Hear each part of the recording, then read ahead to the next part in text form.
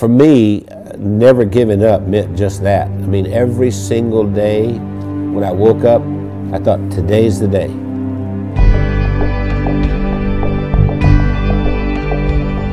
I was the second son in a sharecropper's family, and a sharecropper means that you don't own anything. I mean, you work for someone else who was the landowner. We had practically nothing. Everything was hand-me-downs from someone else.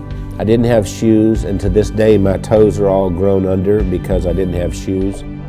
I remember I had this encounter with my mother, and I said, you know, tell me you love me, and she didn't do it. And so I went down and I sat on this creek bank, and I thought, you know what, I don't care if anybody loves me, I love me. I made a list of goals that I wanted to accomplish, and they were laughable because I didn't even have 2 nickels to rub together, but my first goal was I was going to be a millionaire by the time I was 35.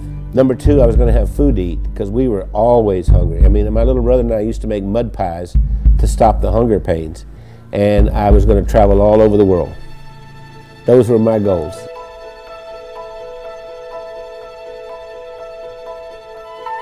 I've learned everything from working with Randy.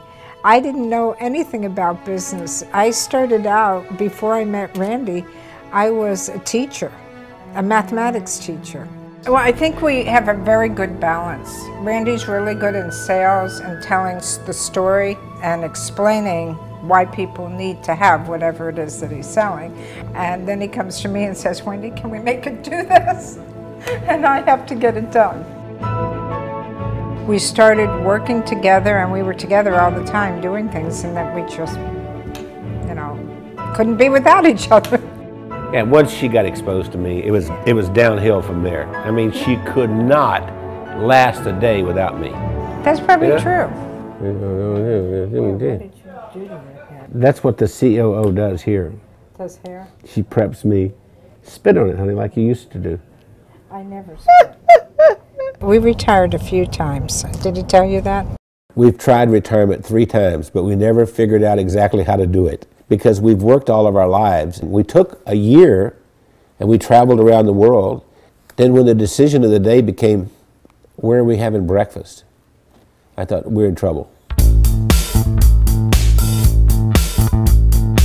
If I were giving you advice and you were meeting Wendy for the first time, I would tell you, don't get your feelings hurt if she uses her phone while she's meeting with you. Hey, Kim. Hey, Chris. Okay. Okay. I'll see you in the morning. All right. Bye. Bye-bye. I kind of feel like a triage nurse at a hospital. And every week I go in and I reprioritize. No, I'm not approving that.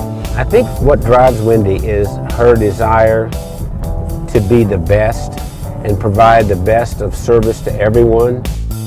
Awakened at 2:30 in the morning, and I hear this little click, click, click, click, click, click, click, click, click. And it's Wendy over there looking something up at 2:30 in the morning. And I'll say, why aren't you sleeping? You can do that tomorrow morning. We are the definition of entrepreneurs. And we don't like doing one thing at a time. We have to do a lot of things at the same time. It's not just Randy and Wendy doing all this work. The whole team, every single one of us works round the clock. Hey, gorgeous.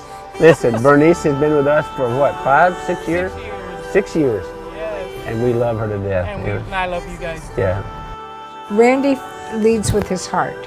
And he's the most incredible person I've ever met. He's gone through so much in his life. And I believe that Randy's, I'm going to make me cry here. Randy has made the difference in my life.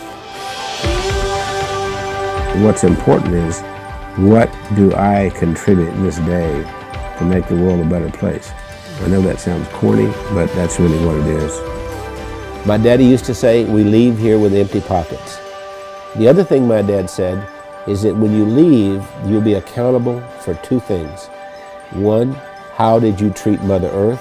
And 2, how did you treat the people on Earth? I feel that I have found joy and that I've given joy, and I think there's a lot more joy that we can give.